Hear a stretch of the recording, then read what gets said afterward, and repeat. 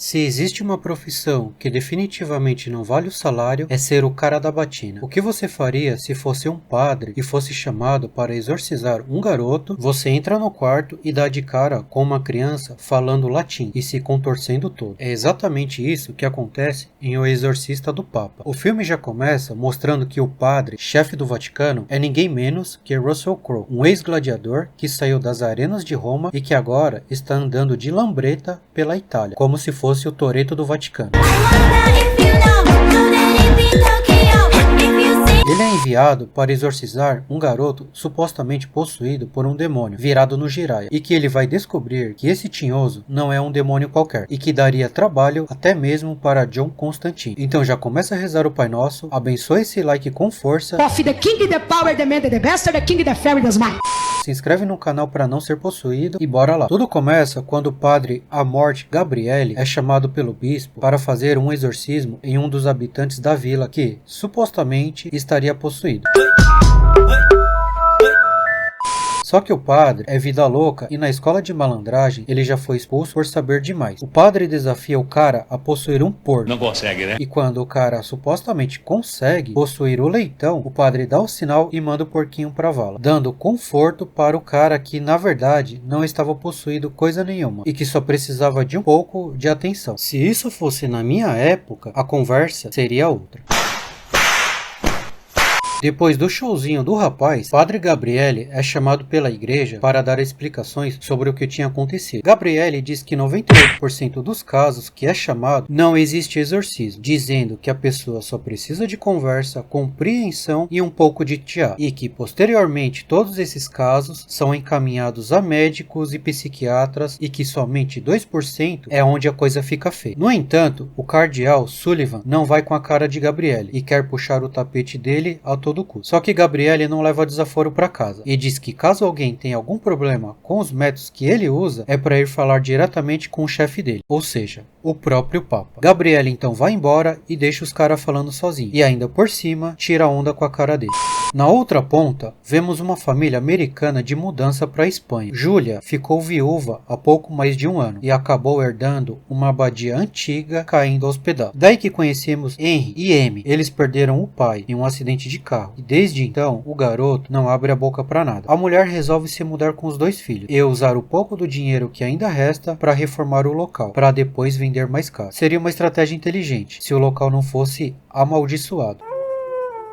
É aí que vemos o filho caçula metendo o nariz onde não é chamado e aparentemente acaba sendo pego por uma entidade que estava aprisionado e por conta da reforma, o selo que prendia a coisa ruim acabou se rompendo, libertando o tinhoso. Vimos que Júlia tem dois filhos, já bem crescidinhos, então ela não é uma mãe de primeira viagem. Mesmo assim, ela não consegue dar apoio emocional ao garoto e ainda por cima tem que aturar a rebeldia da filha mais velha, que não gosta de ajudar em nada e ainda por cima adora um docinho. Só acho que seria mais fácil ela vender a propriedade do jeito que está, pegar o dinheiro e morar em um lugar mais confortável para os filhos. Mas não, ela obriga as crianças a se mudarem para um país estranho e para um lugar caindo aos pedaços. E o pior de tudo, amaldiçoado. Ao anoitecer, o garoto começa a ter uns piripá e agir estranho. Ele manda um recado direto do inferno. Todos vocês vão morrer.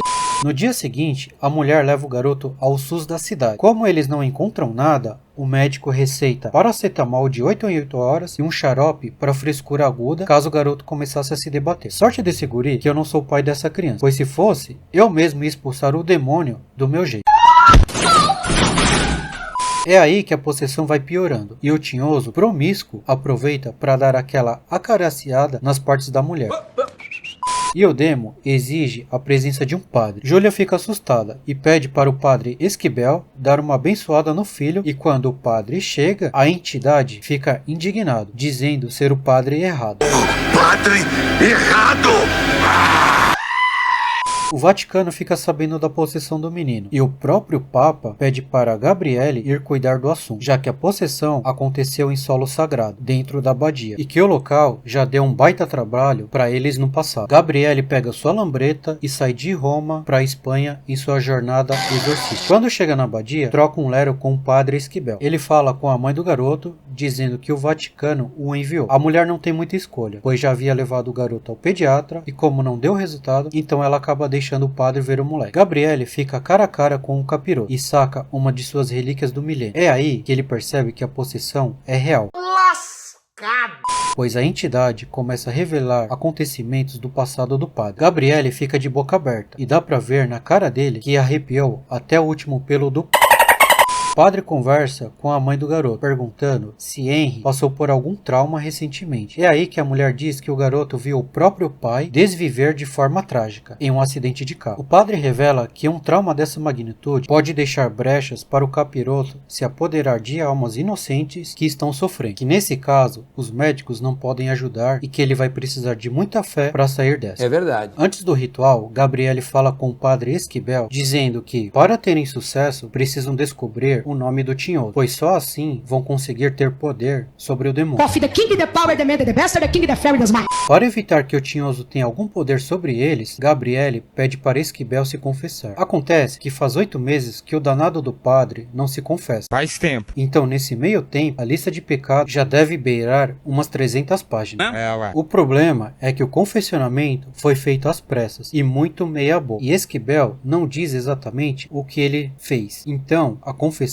não tem efeito algum. Na hora do ritual, o tinhoso apela para a delação premiada, dizendo que Esquibel andou arrochando uma das irmãzinhas da igreja, o que deixou o padre furioso e ele parte para agressão física. Gabriele também é atacado e começa a ter visão de uma garota chamada Rosária. Pelo visto, sempre tem mulher na parada e esses dois padres andaram pulando a cerca. Ao meu ver, esses dois padres subiram no ringue sem se preparar e tudo isso seria mais fácil se os dois tivessem levado para o ritual o kit de exorcismo, uma cruz, água benta, Bíblia Sagrada e um terço. E em último caso, um 38. Os dois padres batem um papo e Esquibel acaba confessando que realmente se apaixonou por uma irmãzinha da igreja, prometendo que se casaria com ela, mas que na verdade essa nunca foi a intenção do rapaz. E mesmo assim, o danado continuou molhando o biscoito.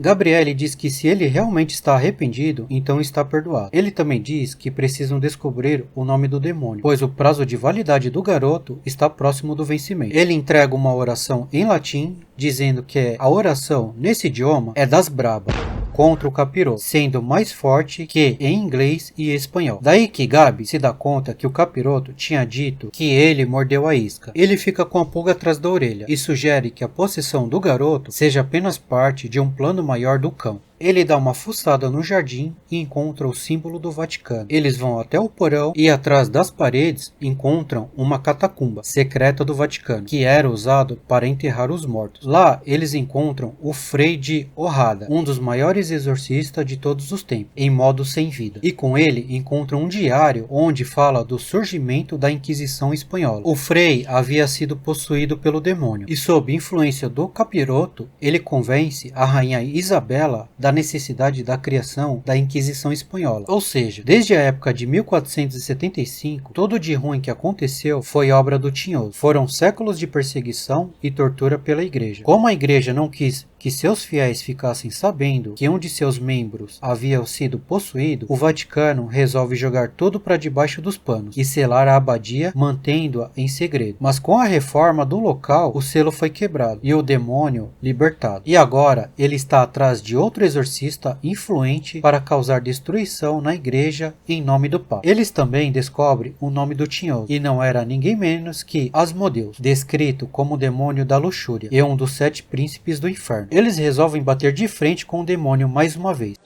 Mas quando entram no quarto, percebe que o demo já estava em sua última forma. Sem que os padres percebessem, o tinhoso conseguiu possuir o corpo de Amy, e a garota parte pro X1 com a própria mãe. Sinceramente, esses dois são muito enrolados, pois deviam ter entrado no quarto na voadora, já que tinham descoberto o nome do capiroto. Eles também deviam ter lhe tacado água benta pela goela do garoto, enquanto o outro seguiria na reza braba.